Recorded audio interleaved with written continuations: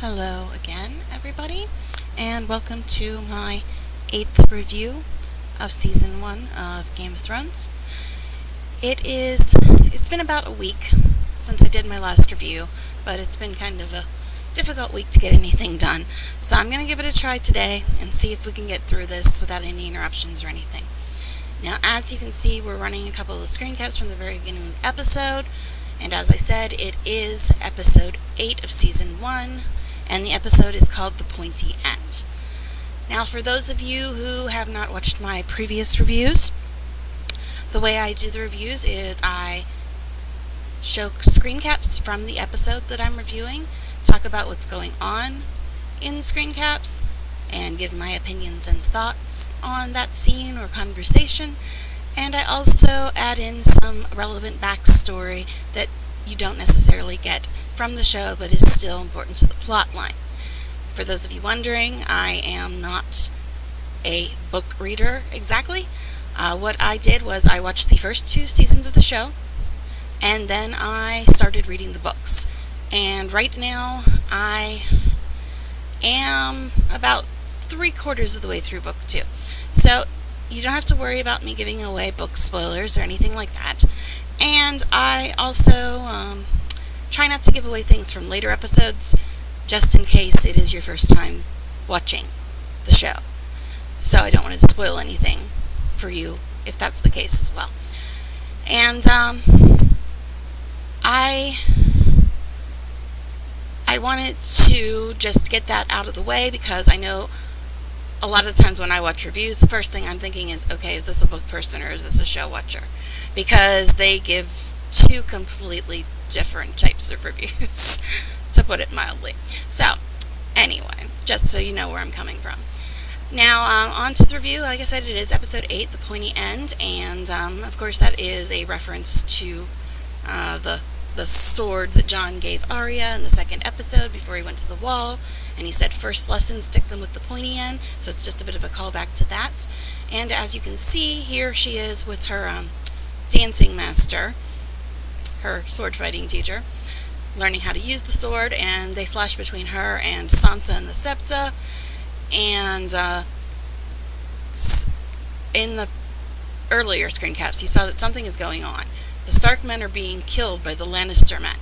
Now keep in mind, this is right after Ned proclaimed that Joffrey was not the rightful heir, and then he was taken at knife point by Baelish in the City Watch. So this is directly after that.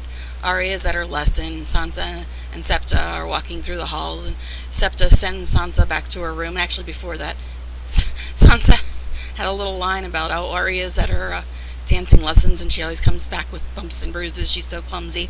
So Sansa actually thinks that Arya's at dancing lessons. But anyway, the Septa sends Sansa away, and then the Lannister men come in, and you can see they surround her, and they've got blood on their swords, and we're pretty much left to wonder what's going to happen there, and Sansa had run away before that. And then we go back to Arya and Syrio, and she is having a little bit of difficulty fighting today, and said, you know, that he was giving her the wrong orders, and he said, well, I said one thing, but my eyes told the truth, and you need to pay attention. You need to watch. That's what fighting is about. It's not what you hear. It's what you see if you really look. And you have to be able to read your opponents in order to be able to defeat them. So that's just his lesson of the day, while all this other stuff is going on outside, and you can tell that things are closing in on them during this lesson. And they had already come for Sansa, who ran away, and then got the Septa, and had killed the men at the beginning that we saw. And now they're going to be coming in for Arya. So basically the Lannister men are snatching up his daughters and the remainder of his household, which is basically just his daughters and the Septa. So they come in, the Lannister men, as well as the Kingsguard, and they are saying that your father sent us to get you. And Syrio points out, he sees that this is a little strange, and he says, why would her father send Lannister men to get her. So he's basically using what he told Arya. He's already seeing things the way they are instead of what's being said. What he actually sees is that this is not a real story that they're giving him about, oh, Ned sent us. So he tells Arya that she should go run away and he'll take care of this. And of course Arya doesn't want to leave right away, and she repeats what he said. Well, why would you be here? My father wouldn't send you. So she's basically, just echoing what Syrio had pointed out to her. And Syrio, he's like holding his arm out in front of her and telling her to get back and run away, and he'll take care of everything. And he just wants to keep her safe at this point. And he tries to, say, what are you, snakes or men, if you threaten a child? And he's basically coming to Arya's defense and wants to buy her time to get out of there, because he knows that this is not good in any way. So then Syrio, who just has the wooden sword, he actually starts fighting off all of these armored guards that have the real swords and defending Arya. And he's still trying to get Arya to leave while he's doing this, and she's like, she doesn't want to leave him. She wants to see what happens. She doesn't want to leave him alone, but he keeps telling her, get out of here, and because, he is the best swordsman in Braavos, but he does have no armor and a wooden sword, so he wants to make sure she's safe just in case something happens to him. So he's basically, fighting off all these men with his wooden sword as he tries to get Arya to leave. And during the fight, he actually ends up we see him taking out pretty much every single one of the guys except Meryn Trant, who is one of the King's Guard, and they show those two fighting at the end of the fight. And at one point, Sirio's sword actually breaks, but he keeps fighting, even with the broken wooden sword. But like I said, he'd already knocked out most of the men and defeated them, and it's just him and Meryn Trant at this point. So eventually Arya does run away and get out of there, while last thing we see is Syrio with his broken sword fighting Meryn Trant. Now, there's this theory in the show that if you don't see the person die, then that means that they didn't really die. Now, we don't know for sure if that is true, but the reason I'm bringing it up is because we see Syrio in this fight where he's obviously outmatched, and then we never see what happens. We don't know how it turned out. So we don't know if he's alive or dead, because this is the last we see of Syrio. So you're left to wonder what happened, because you don't see what happened. So that's just an ongoing mystery that a lot of viewers are having debates about, because, like I said, if you don't see them die, they're usually not dead. So a lot of people think that at some point Syrio may come back. Now, this hasn't happened yet, but I'm just saying a lot of people think that we might see Syrio again because we didn't actually see him die. So, at least a lot of people hope we do, because a lot of people liked Syrio. So, after the Syrio and Meryn fight and Arya running away, we go back to Sansa, who is discovered by the Hound because she had run away when the Septa told her to. And she's scared, of course, and she says, I'll tell Father, I'll tell the Queen. And the Hound just looks at her and he's like, well, who do you think sent me? And then we go back to Arya. We don't really see how that turned out yet. We go back to Arya, who has escaped the castle through those secret tunnels that she had used when she was down in the dungeons with the dragon skulls. She escaped the castle, and she comes out and finds that all of her men, her household men, are outside, and they're all dead, and their belongings have been ransacked, and she's trying to find her sword, Needle, so she can defend herself, because obviously she sees that bad stuff is happening here. It's like all of her people in her household have been wiped out. The only ones left, as far as she knows, is herself and hopefully her sister and her father. But she doesn't even know for sure what happened to them, because they were in obviously two different places. So she goes and she finds the sword, and this kid comes up behind her, and she's like, just leave me alone, okay? Just go away. And she's like, if you leave me alone, my dad will give you a reward. And he said, oh, the queen will give me a reward. So he's obviously not going to be a friend to her, and so she tries to stop him and ends up stabbing him in the course of the little struggle there, and that would be Arya's very first kill. Accidental though it was, that's how it happened. So, as we said, the only ones we know for sure that were still around would be Arya, Sansa, and Ned, and now we see where Ned is at this point in time.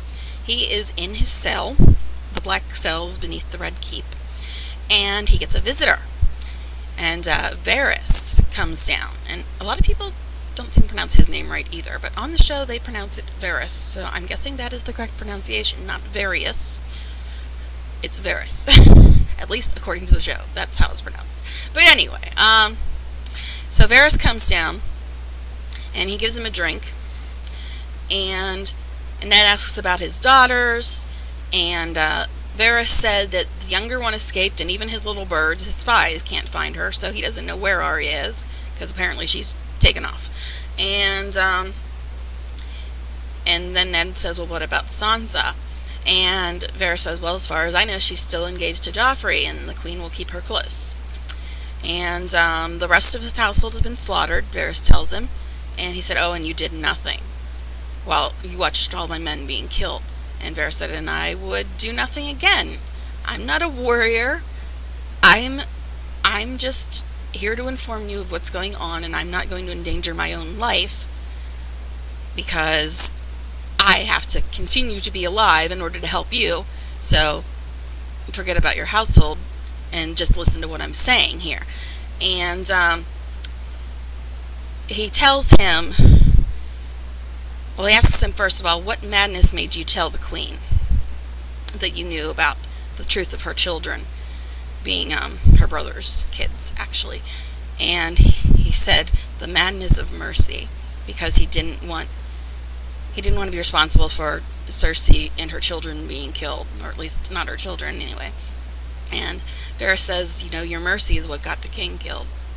And so basically Varys is saying, you know, if you hadn't have warned Cersei, Robert wouldn't have died. So he definitely thinks there was more to it than just, oh, Robert was drunk and made a mistake during the hunt. He definitely thinks Cersei's behind it.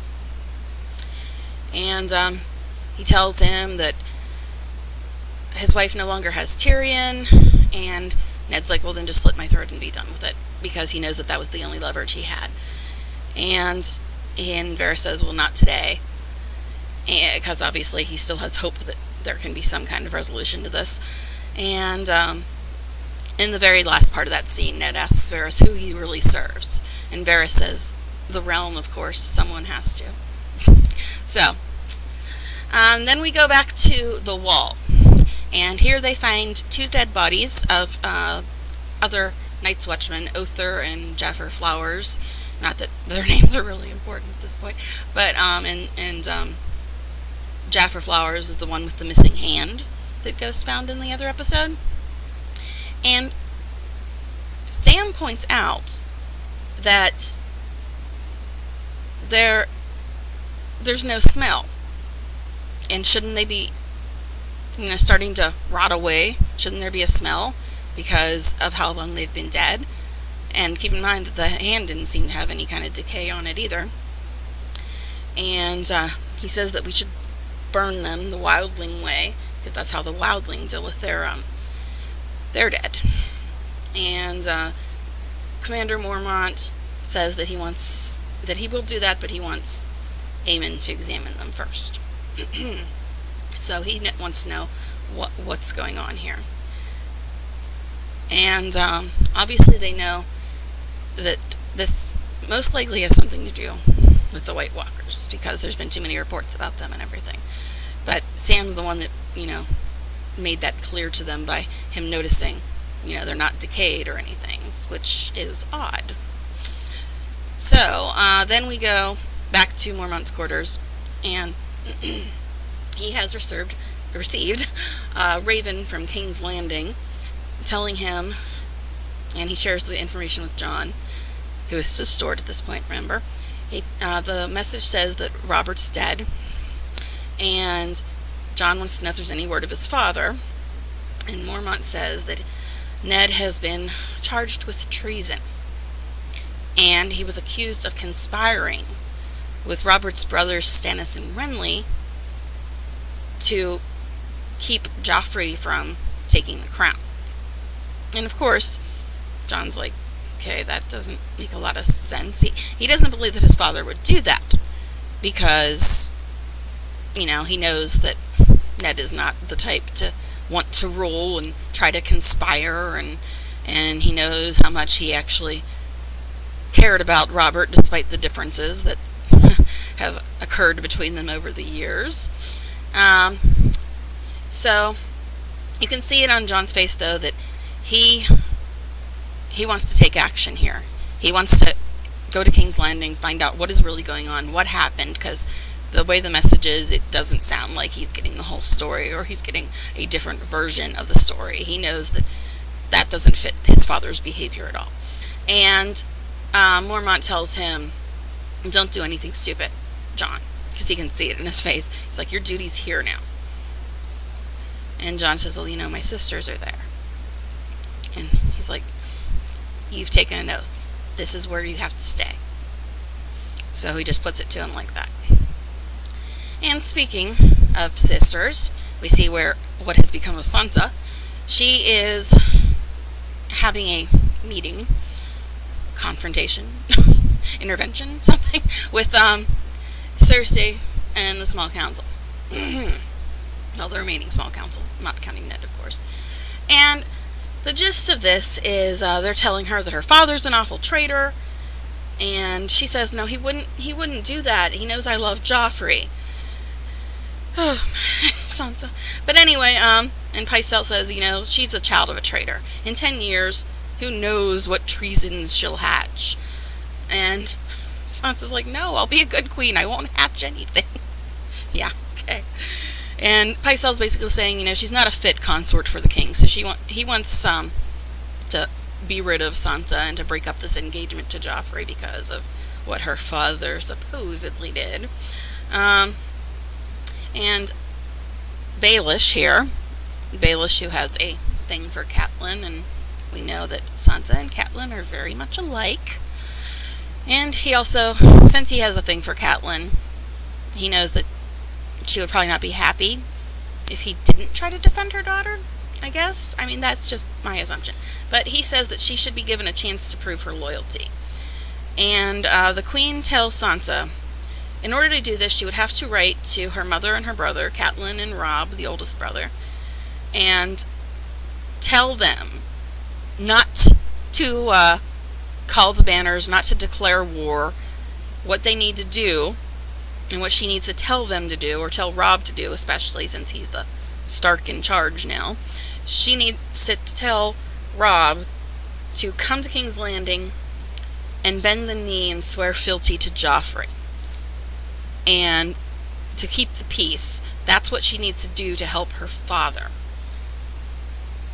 And Sansa's thinking about it, and she says that she just wants to speak to her father and find out what really happened. And of course Cersei won't let that happen. She says, why would you want to speak to a traitor? And so, you know, she's not even giving her that option. And so Sansa gives in, and she says, well, what's going to happen to my father then? And she says, well, that depends on Robb and on you. So basically Cersei's saying, you know, keep your brother from coming to war against us, and maybe we'll let things go better than they look like they're going to go right about now. So then we go to Robb getting this message from Sansa, and saying that the letter is saying basically that Robb is supposed to come to King's Landing and declare fealty. And Maester Luwin points out that, you know, this is the Queen's words, even though Sansa's the one that wrote the letter, it's the Queen's words. And Robb is not happy with this message, and he's like, okay, so they put my father in chains, and now I'm supposed to go and declare fealty to them and be loyal to these people that did this? Right. He said, oh yeah, I'll go to King's Landing, but I'm not going alone. And this is where Robb decides that he's going to call the Bannermen, all the people that are loyal to House Stark, and declare war on the Lannisters because of them capturing Ned and demanding fealty and holding his sisters and all this other stuff that's been going on. Plus, we know with what happened with Bran even before all this. So, he's saying he's going to call all his men, all of his father's men, and start this war that Cersei was telling Sansa that, you know, she had to avoid by writing this letter. So Robb's made his decision, and Theon, who's all we're happy as a Greyjoy is, he's thrilled with it, and he asks Robb, are you scared? And Robb's hand is shaking. He's like, well, I must be. And Theon says, good, because that means you're not stupid. So there we go. Our first statement saying that there is going to be a war. And apparently it's going to be Robb leading the North against the Lannisters, because Robb is Ned's eldest son, or his eldest child, period. So, that's where that's going. And there goes all the ravens to all the Bannermen, saying, okay, war's starting, let's go. Yeah, so, we go back to the Eyrie now. Cat is still there after Tyrion's trial by combat, and he left with Bronn. And she just now is getting this message saying that Ned's been captured and Robb's going to war. And Lysa had apparently had the message all day long and had not told Catelyn about this message. And Catelyn's obviously ticked off about this. And Lysa said, oh, well, I only showed it to you out of courtesy. It was a message to me. And Catelyn's like, really? We're talking about my husband and my son, and you didn't think that you needed to tell me about that? Okay, yeah. More proof that Lysa's a little gone and doesn't really care about anything that's going on. And she says that Catelyn should teach Robb patience and not go to war with the Lannisters. And Catelyn's just fuming at this point. She's like, this is my family. Does family mean nothing to you? It's your family, too. And Lysa said, of course family means everything to me. That's why I don't want involved in this war, because of my son. So, in Lysa's mind, her son is the only real family member that she's considering here, and she just wants to protect her son. And she says that she won't risk him for another of Ned's wars, because remember, at this point in time, Ned and Robert have already been in 2 wars together. The war against the Targaryens and the war against the Greyjoys. And now another war is starting, and Ned's son is the one leading it at this point in time. So she's pointing out that, you know, this is the 3rd time the Starks have been involved in some kind of war, and I'm not going to do it anymore, because the way Lysa sees it is, her son is the only family she has left, and she is not going to get involved. So it comes down to basically Lysa is not going to send the men from the Vale to help Robb with the war. They're going to stay there and protect Robin and not be involved in this war at all, even though they are supposed to be allies. She's basically refusing to send them, saying she's not going to be involved. So, things are going well already. Alright, then, the 2 that left the Eyrie in our previous episode, Bronn and Tyrion, walking along the road on their way from the Eyrie and the Vale back to, I believe they're heading towards Tywin Lannister's war camp in the Riverlands. So Tyrion's walking along and whistling, and Bronn's annoyed by that. He says, you know, there's hill tribes out here, and we have to, you know, keep a low profile. And Tyrion's not concerned at all. And Bronn's like, you know, I should take your food and leave. And Tyrion's like, yes, you could do that, but what do you want? Gold? Women? Golden women? He said, you'll have them all if you stick with me. So he's basically still using his father's name and wealth to what he wants. And he also points out that if the day ever comes when somebody tries to sell him out to Bronn and offer Bronn more money to turn on him, Tyrion's like, whatever their price, I'll match it. Or I'll beat it. So yeah, he's basically telling Bronn, waving the Lannister gold in his face to get Bronn to stay there with him and protect him. And then, as I said earlier, Bronn mentioned the hill tribes, and this is where we see them for the first time. I guess they're considered wildlings, but they're wildlings in the Vale. So they're not really the wildlings of north of the Wall, but they're called the hill tribes of the Vale. And they sneak up on them and want to, take their stuff and kill them and do all the fun stuff that wildlings do. So, hill tribes, whatever. And Tyrion's trying to, make nice and saying, help yourselves. We'll give you our fire and our goat, and we'll be friends.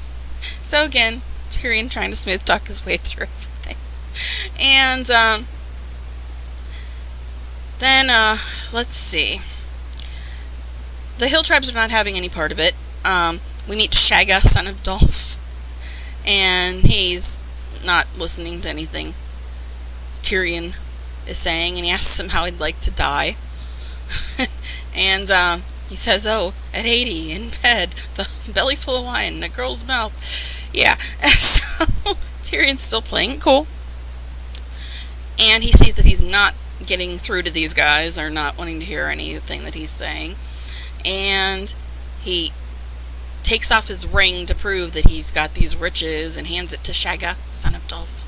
And says, I can give you trinkets, I can give you gold, I can give you weapons, but more than that, I can give you this. And he puts out his arms. And Shagga's like, what's this? And he's like, the Vale of Arryn. And he says, the lords of the Vale have always looked down on you. But if you decide to be on my side and fight for me, I will have my father appoint you as the new lords of the Vale. In other words, kill all the people in the Vale. So that the hill tribes have free run of the place, I guess. So, that's how he gets through this little situation here, by convincing them that he can give them weapons and make them no longer have to worry about their main enemies, who are the lords of the Vale. In other words, Lysa's men, the ones that he's not sending to war with Robb. Those ones. And so in the long run, it looks like that they give in and they say, okay, fine, but we're not going to leave your side until you give us what you promised us. So Tyrion's got new allies, so to speak. They're not very trustworthy allies. They're kind of savages, but if they're going to be on his side, that gives him at least some advantage as well. And also, earlier in this scene, I kind of skipped past it because the caps went into the hill tribe part, but earlier in the scene is when they're talking about, we're not friends, and Tyrion tells Bronn, well, I'd like to be your friend. I treasure your friendship, but I'm more interested in your facility with murder. So that was another fun little Tyrion-Bronn exchange. There's a lot of those. Those two are so fun together. But anyway, after the hill tribes agree to side with Tyrion for the Vale and the weapons, we go back to the Wall. And Alliser comes in and starts with his bastard stuff with Jon, and he calls him a traitor's bastard. Because at this point, everybody's heard about what Ned supposedly did and everything. And of course, Jon gets ticked off, and he attacks Alliser. And Alliser tells him, you're going to hang for this, because, he attacked a superior officer, I guess, if you want to look at it in military terms. So, Alliser ticks off Jon. Jon attacks Alliser. Alliser threatens him. And then Mormont comes in the middle of all this. And he's not amused. He sends Jon to his quarters, confines him to his quarters for the rest of the day, which isn't exactly hanging him, like Alliser said, but it's kind of more of a disapproval than an actual punishment. Because we know that Mormont thinks a lot about Jon and how he wants to groom him for leadership and everything. So, John and Alistair have their little confrontation, and then John goes up to his quarters, which are, it looks, I'm not positive on this, but it looks like they're kind of on top of the wall, where his cabin and Mormont's cabins are. I mean, I could be wrong on that, but that's what it looked like. But anyway, John's in his quarters with Ghost. Sorry, I still have the sore throat going on. But John is in his quarters with Ghost, laying there, brooding. John is very good at brooding, but he does it well, so it's okay.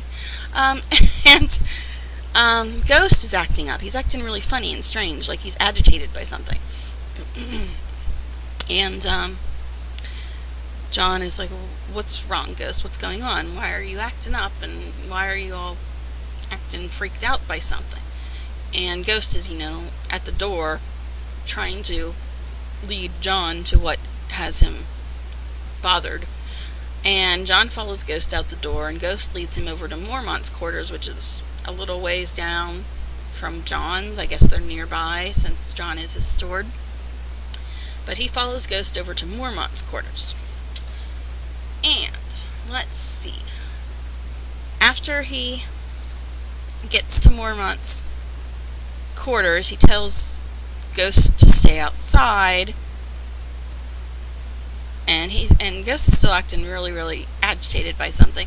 And John goes in and he's looking for Mormont and trying to figure out what it is that Ghost was so upset about.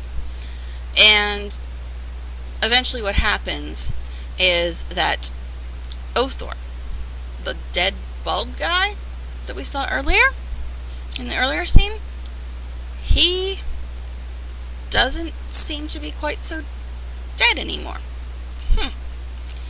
He comes up behind John, and his eyes are that really strange shade of blue that we saw with the little girl and the White Walkers in the very first scene of the very first episode. So, the dead guy's not so dead, and he's there in Mormont's quarters, and him and John get into a fight. John's trying to, protect his commander, and John ends up stabbing this guy with a sword and a dagger, and he stabs him a bunch of times, and he actually, at one point, I think, he shoves the sword the whole way through this guy's stomach and out his back, and the whole time Ghost is outside, and he's trying to get in to help, but can't get through the door, so John's in there fighting this guy on his own, and like I said, he stabs him several times, one time all the way through, and during the course of the fight, Mormont finally comes out of, I guess, his sleeping quarters, which are in the back part. And John asks him, if he's okay and everything. And while Othor's laying there on the floor with a sword through him, and John is talking to Mormont and making sure that he's alright, Othor then gets back up. So he was already dead once. And then John stabbed him like four or five times. I don't know, I didn't count, but it was a lot. And he has a sword through him. And he opens his eyes, those blue eyes, stands up, rips the sword out of his stomach, and comes after them again. And at this point, they're both freaked out, obviously. And John tries to think fast, and he grabs the lantern that Mormont is holding and throws it directly at this guy, Othor, and sets them all on fire. And that seems to finally be the thing that stops him. The fire. Yeah. What's the name of the series again? A Song of Ice and Fire? So, more fire. Let's go to our dragon girl. Daenerys. Daenerys is over in Dothraki lands, and we're seeing a little bit of how the Dothraki make their living, I guess. And what they do is they basically take over and raid villages and steal everything and get slaves, make the people into slaves. And this is a village of the Lazarene, I believe is their official name.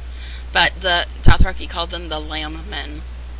I don't ask, but anyway, so they're raiding this village of the Lazarene, and Danny is seeing them taking these slaves and beating them and raping all these women, and she is not cool with this. Even though she kind of knew that the Dothraki did this, seeing it firsthand is really getting to her. And she wants to put a stop to it, especially when they start with the raping of the women. And Danny orders them to stop, and she claims all the women as her own quote-unquote slaves, but not really, because we know how Danny feels about slavery. But she claims all these women under her protection and say, oh, she wants them all for herself, as her prizes, because, you know, she's the queen. So that's how she tries to put it across to them. In order to save all these women from being raped and beaten, she takes them under her protection as her own slaves. And of course, the men, the Dothraki men, are not happy about this, because that's the way it's always been. They take them and they beat them and they rape them, and that's just what they do. That's how it always has been. Why is this girl trying to change things? I mean, other than the fact that she's a female and she's foreign, they're not happy. So then it comes down to a confrontation where the Dothraki soldiers are telling Khal Drogo what Danny had done, how she denied them their rewards from the raid, and she tries to explain to Drogo that it makes her feel better to keep the women safe. And he says, well, they were theirs to mount, basically. And Danny says, well, if they wish to mount them, then marry them, and then they can have them. But don't force themselves upon them. Take them as wives. And I think it's Mago. Mago is either the long-haired guy or the short-haired guy. I don't remember, but one of the two says, oh, the horse doesn't mate with the lamb, and you don't command us. And she says, I'm the Khaleesi, I do command you, and the dragon feeds on the horse and the lamb. So, oof, yeah. And Drogo finds this hilarious. He's saying, you see how strong she's getting and how feisty she's getting? That's because she has my baby inside her. He's amused, and he's taking credit for Danny's fierceness in talking back to these men. But, you know, they're still not hearing it, and they're saying, oh, she's just a foreign whore, and if you take orders from her, then you're not a real king. So they're actually talking back to Drogo now, because he is siding with Danny again. And of course, Drogo does not take kindly to this. He is the king, the leader, the fiercest warrior among them. And he gets into a fight with the guy that said this, and he gets a cut on his chest through the course of the fight, but he still wins the fight in a very lovely way. He actually literally rips out this guy's tongue through his throat, which we're seeing a little bit of right here. So yeah, Drogo won. Barehanded, ripped out a guy's tongue. I wonder why he's the leader.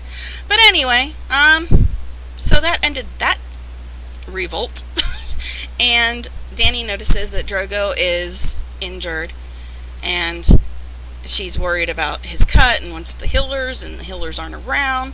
And then this one girl who she saved, this older lady, I guess, her name is Mirri Maz Duur. That's a mouthful, I know. But it's M-I-R-R-I space M-A-Z space D-U-U-R. It's Mirri Maz Duur is her name. And she says that she is one of the holy women of the Lazarene, and she knows how to heal. And she says that Drogo's cut, his scratch will fester, even though Drogo doesn't think it's anything to worry about. And she needs to bind it, and the men, of course, are not wanting her to even speak to Drogo, let alone, you know, work on healing his injury. And they call her a witch, and saying that everything she speaks is poison, and he shouldn't listen to her. And Danny shuts them down again and says, no, let her help him. Let her come and tend to his wound. And so Mirri comes over and tends to Draco's wound. We'll see more of that later. And then we go back to Winterfell. And at this point, Robb has... Oh, there's Greywind. Robb's wolf. But at this point, Robb has called all his banners, and they're coming to meet and make their war plans, I guess. And this guy is Great John Umber.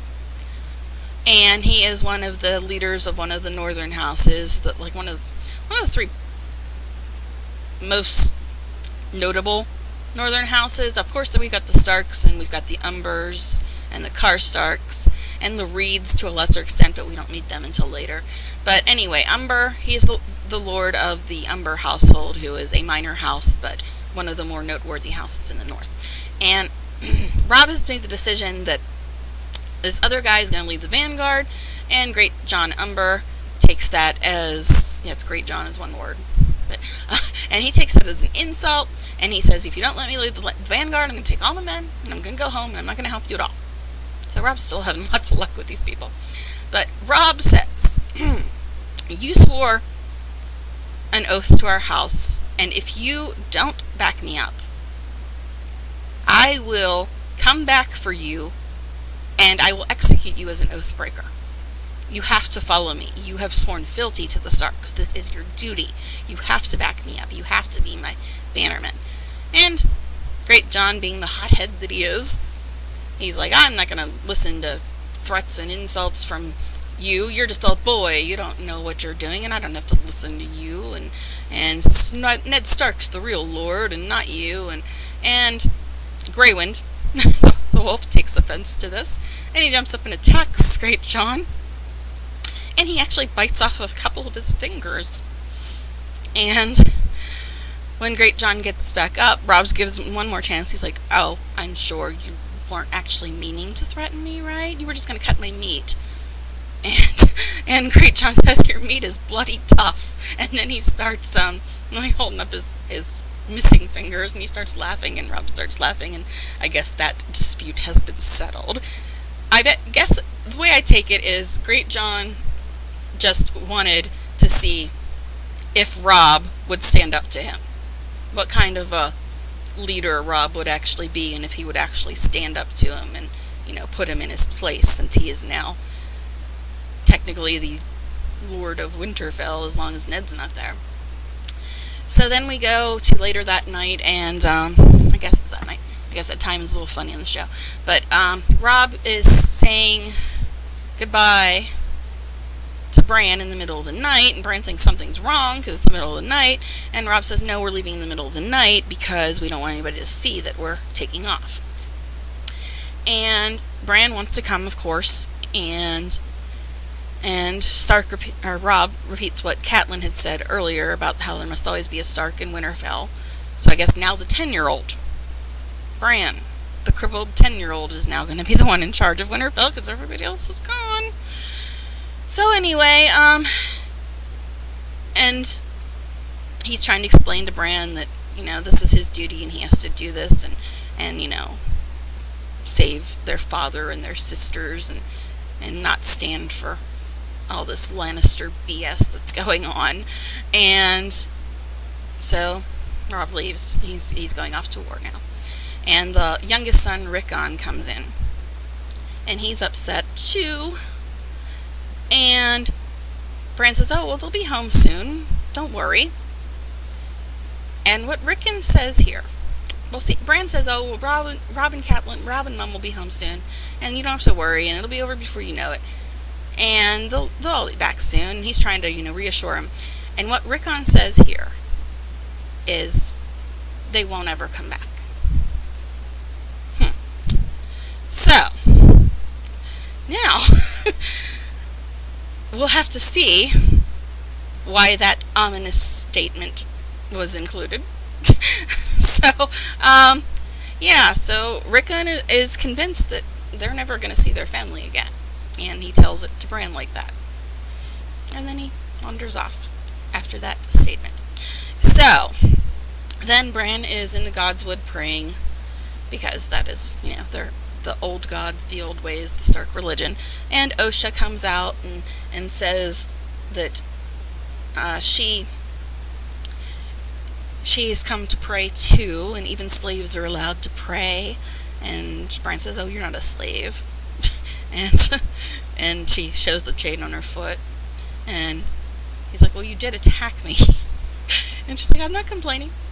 And she says that the gods are answering Bran, and Bran says, "All I hear is the wind," and she says, "Who do you think sends the wind if not the gods?" And where your brother's going, the old gods can't see that far. Their trees are all gone, and they can no longer watch over their people. And Robb is going the wrong way, she tells him. She said, all these men, all these soldiers are going south, and they need to be going north. That's the way they need to go. They need to stop the real danger, not do what they're doing right now. So, in a way, Osha is, because she has lived north of the wall, and she knows exactly what's going on, she is the voice of the audience, trying to get through to the characters, saying, no, this is not what you need to be doing. You don't need to be worrying about each other. You have bigger things to worry about, and it's north. And she's trying to explain that to Bran. So, again, the wildlings know more than the educated people, it looks like. And then Hodor comes in, and he was bathing, and she says, oh, he must have blood of the giants in him. And that brings them around to talking about giants. And Bran says, oh, there are giants north of the wall? She says, giants and worse than giants. This is why, you need to go, they need to go the other direction and go face the real danger instead of fighting with each other. So, speaking of the wall, we go back there, and they are burning the dead bodies, the doubly, triply dead bodies, the dead bodies that kept coming back, and Samwell, the smart one, we're about to find out, Samwell is definitely the smart one here. He says that these bodies, they were touched by White Walkers, and that's why they're back. And this goes back to what I was saying in a previous one. White Walkers and whites are two different things. The White Walkers are the intelligent beings that use weapons and control the whites. The whites are just reanimated corpses. They don't really have thoughts or anything of their own. They are just slaves brought back by the White Walkers. So there's two different things. And he's pointing that out in a way. He's saying, they were touched by White Walkers, and that's why they came back, and why their eyes turned blue, and only fire will stop these. So Sam has already figured out the only way you can kill these whites with the blue eyes, not the White Walkers, but the whites, is by fire. And he says that the White Walkers sleep beneath the ice for thousands of years. And when they wake up, and he doesn't say anything, and I think it's Pip says, what? What about when they wake up? And Sam just gives this look, and he says, I hope the wall is high enough. So, Sam is getting it too. Sam is reading these books and finding out all this stuff about the White Walkers, and explaining it to them, and saying, oh, we're in for it. We're going to be in trouble here, and this is just the beginning. So, again, Sam, the smart one. And then we get back to Cat and Roderick on their way back from the Eyrie, I guess. And they're at Robb's war camp now. And you see Catelyn looking and not happy about the fact that her son is at war. I guess he's supposed to be like 16, 17 years old.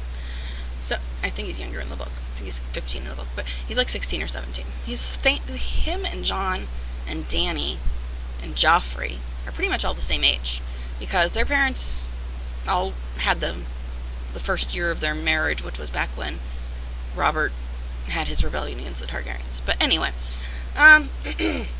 so she comes in, and they're talking about how they have a Lannister army on either side of them, and they're making their war plans. And you see that when Catelyn comes in, Robb's happy to see her, and she's happy to see him, but they don't hug in front of the other men. Some warrior code or something. So they don't hug in front of the other men. And finally Robb sends them away after Great John says, I had not thought to see you here. And Catelyn says, I had not thought to be here. In other words, she's not thrilled about her son going to war. But Umber's confident that they're going to kick the Lannisters' butt and you know, go back home and have fun. Whatever.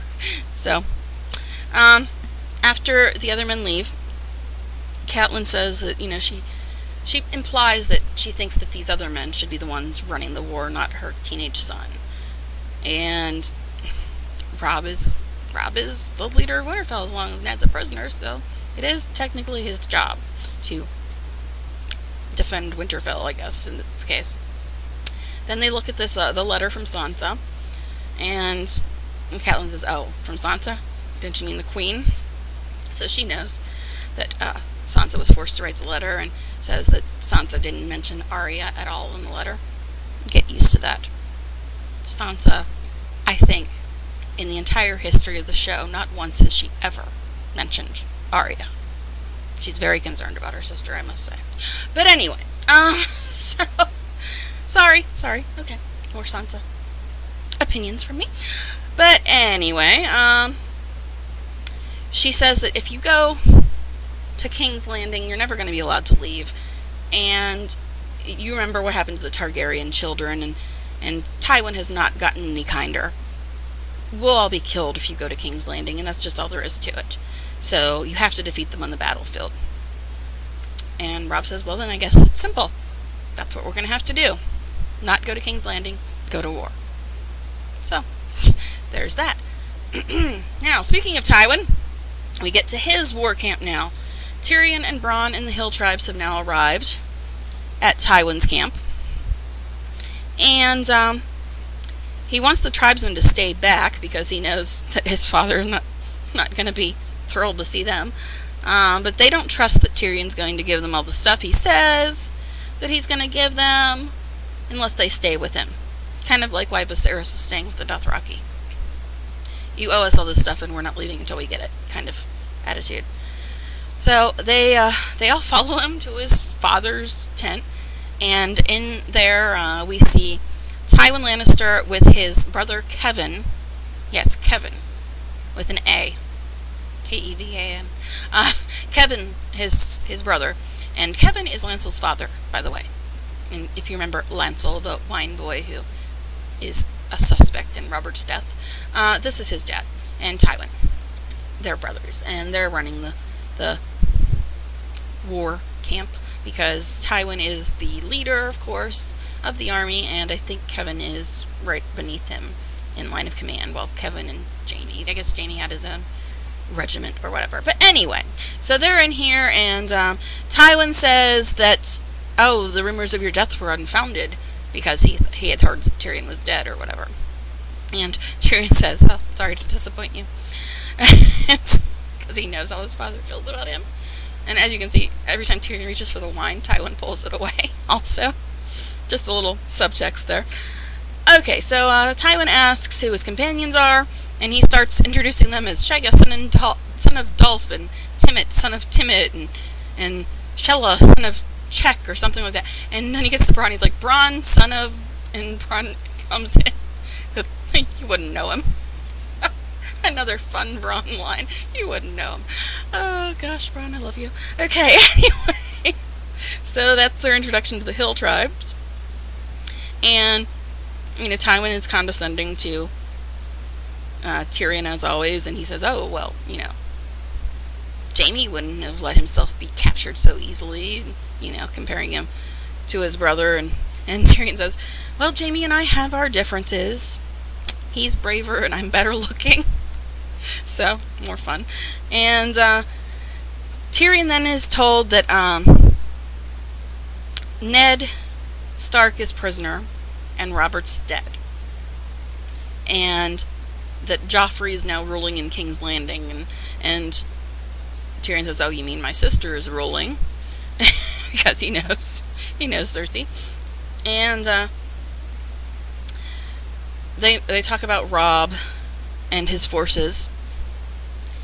And Tywin says that Rob's just a green boy, kind of the same thing that Great John was saying earlier. And Tyrion says, oh, but he has a certain belligerence to him. Because remember when Tyrion had seen Robb last, Robb was not very friendly. Because at that point, they thought that Tyrion was responsible for the assassin that came after Bran. So he also goes into telling, after this whole thing about Robert being dead and Ned being a prisoner and all that, he goes into telling his father that he promised the Hill tribes weapons, and then a scout comes in and says that the Northmen have crossed the neck, and Tywin gets up to go and confront this new battle, and he looks at the Hill tribes, and he always thinking, he's like, oh, I can use this to my advantage. So he asks the Hill tribes to actually fight with them on the Lannister side of the war, and then they can get all their weapons and everything. And again, the tribes are saying, well, we'll fight, but only if the half-man, which is what they call Tyrion, only if the half-man comes with us. Because, again, they don't want to let him out of their sight because he owes them things that he made promises about and everything. So, Tyrion has been dragged into this war now. Because, you know, Tyrion is really the soldier type, huh? Although he was pretty good with that shield when they were on their way to the Eyrie. He did take out that one guy, but I don't know. Being on a battlefield, don't know if he'll have as much luck. So anyway, that is Tyrion's loving reunion with his father. Yeah, loving.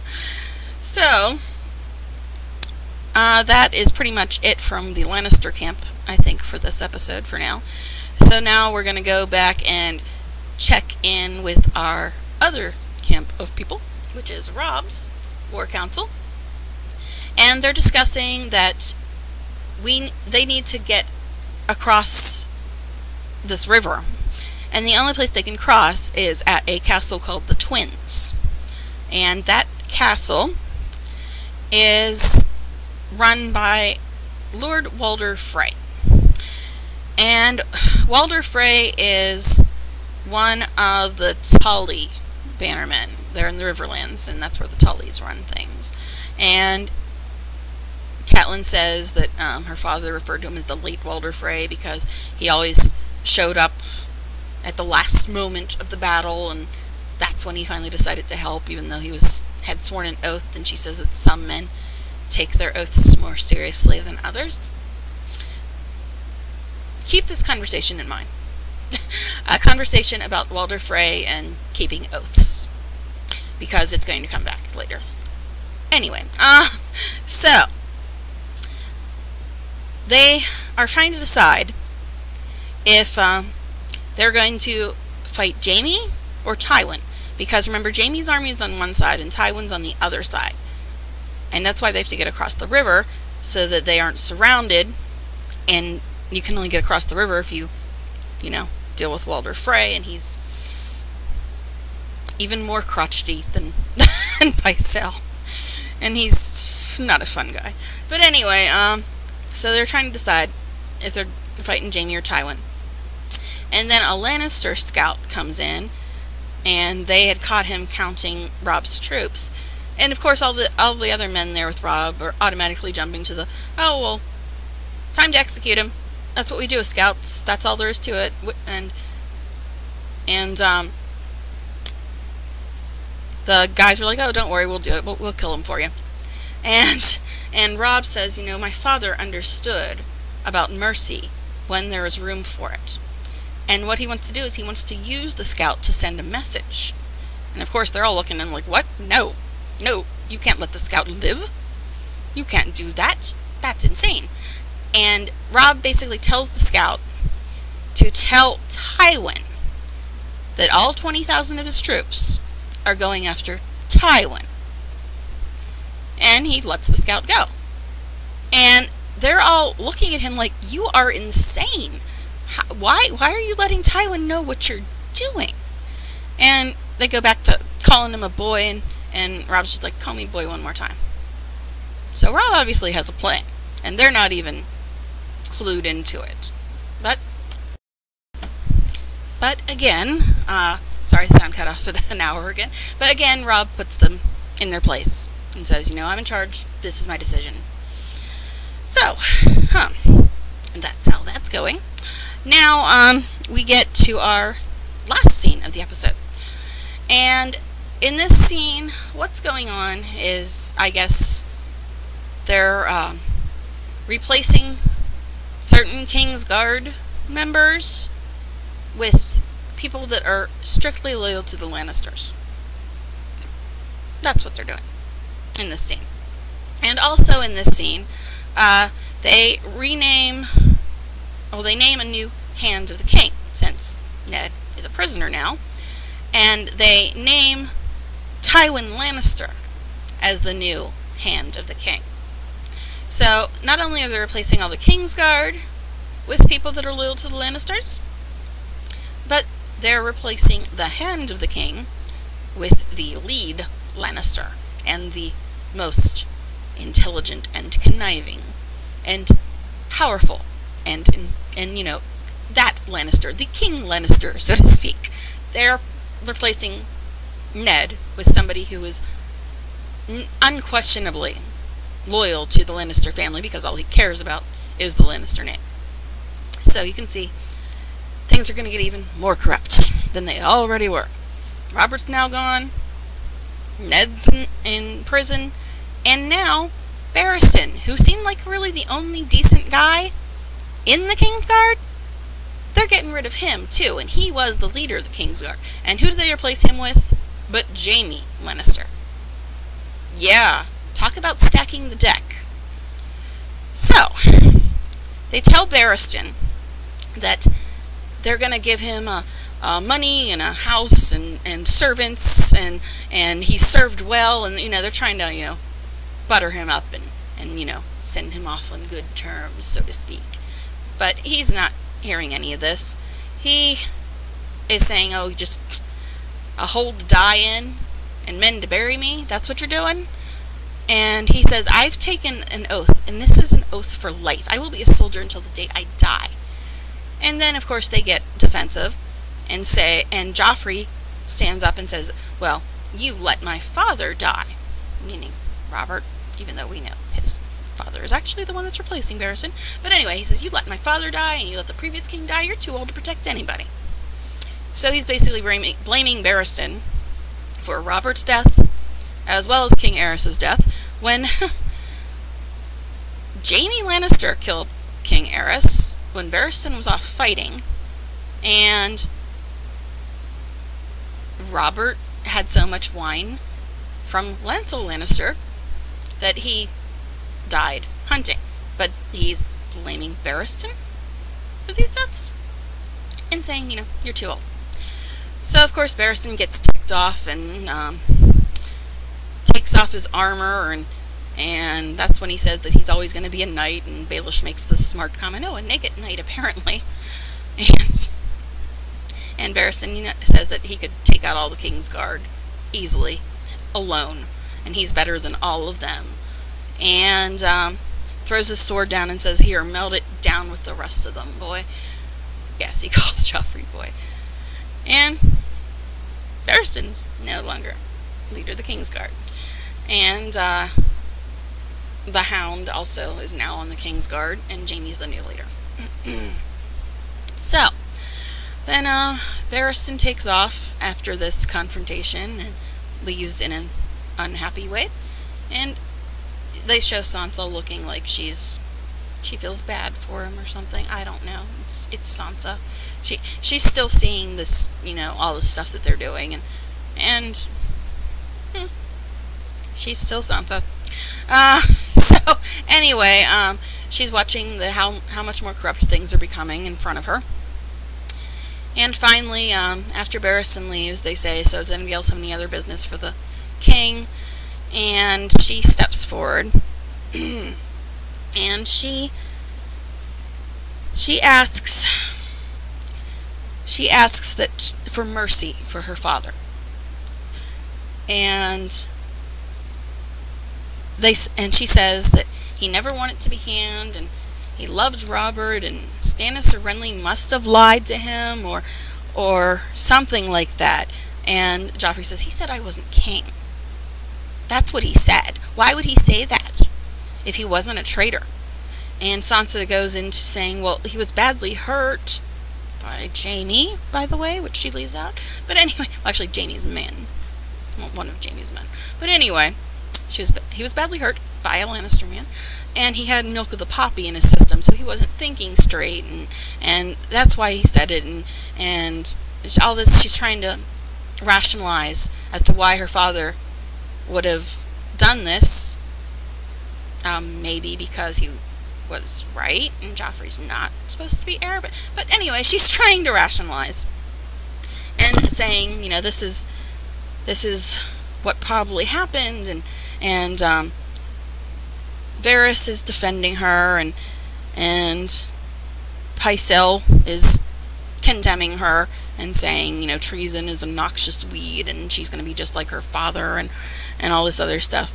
And Sansa ends up saying to Joffrey, if you still have any affection in your heart for me, like he ever did, Sansa. Come on, Sansa. But anyway, she says, if you have any affection left in your heart for me, then I beg you, please have mercy on my father. So I guess she's finally, after 6 episodes, done blaming her father for being ordered to kill her wolf by them. I guess she's finally over blaming him for following their orders. Okay, whatever. Anyway, so she asks for mercy for her father, and Joffrey says, okay, fine, but he has to confess. He has to confess to his treason and say that I am the rightful king. If he doesn't, there will be no mercy for him, is what she says, or what he says, what Joffrey tells her. And Sansa takes a deep breath as the camera fades away from her, and she says, he will. And that's where the episode ends. So, that's where we are left in the end of episode 8 of season 1, the pointy end. So, there you go. The moral of the story is that Joffrey's saying that Ned has to lie and declare his loyalty and say that he's the real king, and then if he does that, which he's pretty sure he won't at this point, but if he does that, then he'll be merciful. So that's how it ends, and we're left to wonder what's going to happen here. Is Ned going to lie and say that he's a traitor, or what's going to happen? And as I said in a previous review, if you're not familiar with the show, you'll find out very quickly that the 9th episode of each season is very important. It is the penultimate episode. It is kind of like basically a season finale, even though there's 10 episodes. It's a season finale where the big, huge, epic thing, that the game changer, happens. And that's always the 9th episode of each season. In season 4, it wasn't quite that way, but season 4 is a whole other creature. We won't even get there yet. But in season 1, season 2, and season 3, the 9th episode is always the biggest one, the most important one, the one that changes things the most drastically. And that is our next episode. And then the 10th episode, the season finale, just shows the reactions and wraps things up and sets things up for the next season. I mean, the season finales are still good. I especially like season 1's finale. It's really good. But the 9th episode is the one where big things happen, and that's our next episode. So I hope you will tune in for that and see what happens. It is definitely going to be a good one. So hope to see you then.